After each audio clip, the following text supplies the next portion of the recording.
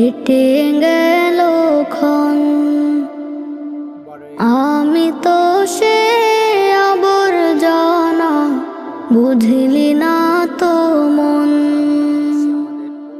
এই দুনিয়া ছাড়তে হবে, সময় যে খুব কম। না জানি ভাই কার যে কখন ফুরিয়ে যায় রে দম।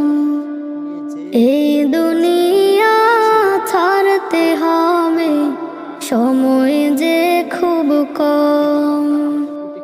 না জানি ভাই কার যে কখন ফুরিয়ে যায় রে দম।